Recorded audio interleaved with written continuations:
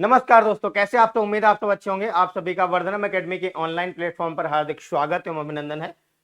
तो भारतीय विमानपत्तन प्राधिकरण मतलब कि एयरपोर्ट अथॉरिटी ऑफ इंडिया का वैकेंसी आपका आ गया है।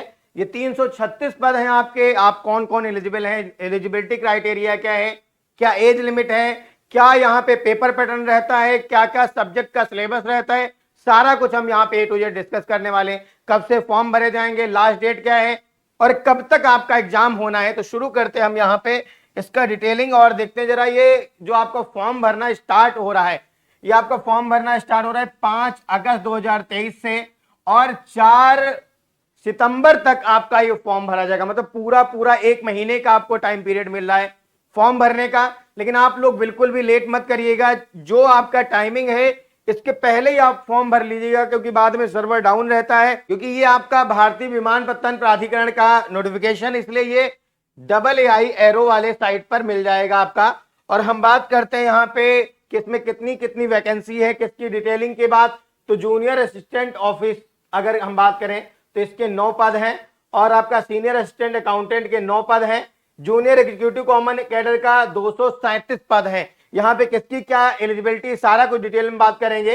जूनियर एग्जीक्यूटिव फाइनेंस का आपका 66 पद है। जूनियर एग्जीक्यूटिव फायर सर्विस के 3 पद हैं और आपका जूनियर एग्जीक्यूटिव लॉ के आपके 18 पद हैं। ये बहुत बढ़िया नौकरी है। यहाँ पे अभी हम आपको बताएंगे सैलरी आपका मतलब मन गदगद हो जाएगा। देखो, जूनियर असिस्टेंट ऑफिस जो है उसका ग्रेजुएट होना जरूरी। आप किसी भी स्ट्रीम से ग्रेजुएट हैं, आप इसके लिए एलिजिबल हैं। सीनियर असिस्टेंट अकाउंटेंट, चूंकि नाम से ही पता चल रहा है अकाउंटेंट, तो यहाँ पे बीकॉम मांगा गया है आपका और 2 ईयर रिलेवेंट एक्सपीरियंस भी यहाँ पे मांगा गया है फील्ड ऑपरेशन का। ठीक है, बात करते हैं यहाँ पे जूनियर एग्जीक्यूटिव कॉमन कैडर का। ये भी आपका एनी ग्रेजुएट वाले एलिजिबल है और वैकेंसी भी सबसे ज्यादा यहाँ पे है। ठीक है, तो ये एनी ग्रेजुएट भर सकते हैं। और जूनियर एग्जीक्यूटिव फाइनेंस की अगर बात कर लें, क्योंकि फाइनेंस आ गया तो कहीं ना कहीं पे आपका बीकॉम है ना, ICWA, CA, MBA, ये 2 साल का जो ड्यूरेशन है विद स्पेशलाइजेशन इन फाइनेंस, ये आप एलिजिबल हैं, आप फॉर्म भर सकते हैं। यहाँ जूनियर एग्जीक्यूटिव फायर सर्विस का है तो bachelor degree in engineering, technical या फायर इंजीनियरिंग में या मैकेनिकल इंजीनियरिंग में या ऑटोमोबाइल इंजीनियरिंग में आपने कर रखा है तो इसका फॉर्म भर सकते हैं। जूनियर एग्जीक्यूटिव लॉ की अगर बात करें तो लॉ से ही आपको पता चल रहा है कि अगर लॉ की डिग्री होगी, यहाँ पे professional degree in law 3 year आपका रेगुलर कॉमन कोर्स अगर है आफ्टर ग्रेजुएशन, तो आप यहाँ पे एलिजिबल हैं। तो सबसे अगर तगड़ी बात करें तो यहाँ पे अगर स्पेशलाइजेशन की बात करें तो यहाँ बीकॉम वाले हैं। ठीक है, लेकिन 2 ईयर एक्सपीरियंस मांगा गया है। यहाँ पे सबसे जरूरी जो इंपॉर्टेंट है वैकेंसी वो है जूनियर एग्जीक्यूटिव कॉमन कैडर की। एनी ग्रेजुएट यहाँ पे एलिजिबल है और ये जूनियर असिस्टेंट ऑफिस की यहाँ पे भी एनी ग्रेजुएट एलिजिबल है। बात करते हैं यहाँ पे जो एज लिमिट है, तो इसमें अलग अलग एज रखी गई। जरा देखो, एज जो काउंट की जा रही है वो 4 सितंबर को काउंट करी जा रही है। मतलब लास्ट डेट ऑफ जो सबमिशन ऑफ एप्लीकेशन है उस डेट को काउंट करी जा रही है। और मैक्सिमम एज जो आपका जूनियर एग्जीक्यूटिव के लिए वो 27 साल का है। ठीक है, और बात करते हैं सीनियर असिस्टेंट के लिए तो आपका 30 साल और जूनियर असिस्टेंट के लिए आपका कितना 30 साल का है। सभी का डेट काउंटिंग क्या है, 4 सितंबर 2023 को किया जा रहा है। हम बात करते हैं यहाँ पे क्या एज रिलैक्सेशन मिलेगा अपर एज में। तो अपर एज में जो एज रिलैक्सेशन मिल रहा है, जैसा कि आपको सेंट्रल गवर्नमेंट के नॉर्म्स है उसके अकॉर्डिंग रहता है। हम आपको यहाँ पे डिटेलिंग बता देते हैं। जैसे अगर आप यहाँ पे बात करें कैटेगरी का, तो कैटेगरी में आपका जो SC ST है वहां पे आपका 5 साल का मिलता है छूट। और आप बात करें OBC का तो आपका 3 साल का मिलता है। और एक्स सर्विसमैन की अगर हम बात कर ले तो as per the rules of government, जो सेंट्रल गवर्नमेंट के नॉर्म्स हैं उसके अकॉर्डिंग आपको यहाँ पे छूट मिलता है। और यहाँ पे अगर बात कर लें PWD कैंडिडेट के लिए तो 10 साल का, और कैंडिडेट हुआ regular services AAI only department, जो डिपार्टमेंटल के हैं इनके, उनको कितना 10 साल का यहाँ पे छूट मिलेगा। बात करते हैं यहाँ पे जो इसका पेमेंट है उसकी, तो बहुत तगड़े से आपको दिख रहा होगा यहाँ पे। तो आपका जो जूनियर एग्जीक्यूटिव है ग्रुप बी की पोस्ट है E1 और सीनियर असिस्टेंट ग्रुप सी की पोस्ट है NE6 के नाम से। और यहाँ पे junior assistant group C NE4 अगर हम बात करें यहाँ पे तो आपका 40,000 प्लस 40,000 3%, 1,40,000 यहाँ पे, और ये आपका 36,000 3%, 1,10,000, यहाँ पे 31,000 3% और 92,000 तक जाता है।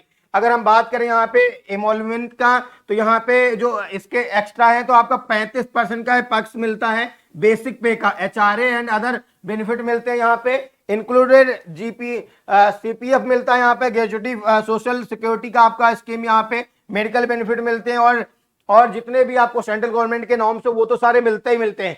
यहाँ पे अगर सीटीसी अगर बात कर ले यहाँ पे, ठीक है, सीटीसी आप पर ईयर पर एनम अगर बात करें तो 13 लाख तक का है यहाँ अप्रोक्सीमेटली। और यहाँ पे अगर बात करें पोस्ट ऑफ जूनियर एग्जीक्यूटिव के लिए ये है, और एक 11.5 लाख रुपए approximately for the post of senior assistant है, और 10 lakh approximately for the post of junior assistant है यहाँ पे सीटीसी की बात अगर करें। यहाँ पे आपका ये किस तरीके से पेपर पैटर्न आएगा उसकी हम बात कर लेते हैं। तो यहाँ पे इंग्लिश जो लैंग्वेज है वो आपका 20 क्वेश्चन रहेंगे, 20 नंबर का रहेगा। यहाँ पे अगर जनरल इंटेलिजेंस की रीजनिंग की बात कर लें तो 15 क्वेश्चन रहेंगे, 15 अंक का रहेगा। यहाँ पे जनरल एप्टीट्यूड की अगर बात करें, न्यूमेरिकल एप्टीट्यूड जिसे कहते हैं, 15 अंक का 15 क्वेश्चन, मतलब मैथमेटिक्स की बात है। यहाँ पे जनरल नॉलेज अगर अवेयरनेस जीएस की बात कर लें 10 क्वेश्चन 10 नंबर का। और इंपॉर्टेंट अगर सेगमेंट है तो यहाँ पे पार्ट बी है, ये पार्ट ए की बात थी, पार्ट बी में आपका मैथमेटिक्स आएगा और आपका फिजिक्स आएगा। ये मैथमेटिक्स और फिजिक्स का 60 क्वेश्चन रहेगा, 60 नंबर का रहेगा। टोटल क्वेश्चन यहाँ पे 120 आएंगे और 120 नंबर का रहेगा, और टाइम ड्यूरेशन भी 120 मिनट है। यहाँ पे पेपर ए और बी दोनों को मिला के जो टाइम ड्यूरेशन है वो 120 मिनट है। आप ये मत समझ लेना कि पार्ट ए का 120 मिनट है, पार्ट बी का 120 मिनट, ऐसा नहीं। 2 घंटे का ओवरऑल पेपर है जिसमें पार्ट ए पार्ट बी दोनों देखने को मिलेंगे। ये बेसिक जानकारी थी जो आपकी AA के रिगार्डिंग थी, ठीक है। ये बहुत ही इंपॉर्टेंट और बहुत जबरदस्त जॉब है। जैसे कि आप सभी को पता है कि नाम से ही आपको पता चल जाता, भारतीय विमानपत्तन प्राधिकरण। इसमें अगर आपका पोस्टिंग होगा तो जबरदस्त रौला भी रहेगा आपका। जो आप पढ़ रहे हैं वही सब कुछ है। आपको स्पेशली फोकस करना है मैथमेटिक्स और फिजिक्स पे, क्योंकि वो आपका 50% वेटेज रख रहा है, क्योंकि 60 अंक का आपका है 120 में, और 60 अंक का बाकी सब है, जीएस है आपका, इंग्लिश है और आपका मैथमेटिक्स उसमें भी है, रीजनिंग भी है। तो ये बहुत अहम रोल प्ले कर रहा है। तो मैथमेटिक्स और फिजिक्स पे अगर आप मेन फोकस करके यहाँ पे काम करते हैं तो ये नौकरी आपकी हो सकती है। बहुत जल्द ही आप इसके ऑफिसर बन जाएंगे और तगड़ी यहाँ पे पेमेंट सैलरी भी है। तो मिलते हैं नेक्स्ट ऐसे ही जबरदस्त नोटिफिकेशन साथ में, तब तक के लिए जय हिंद जय भारत।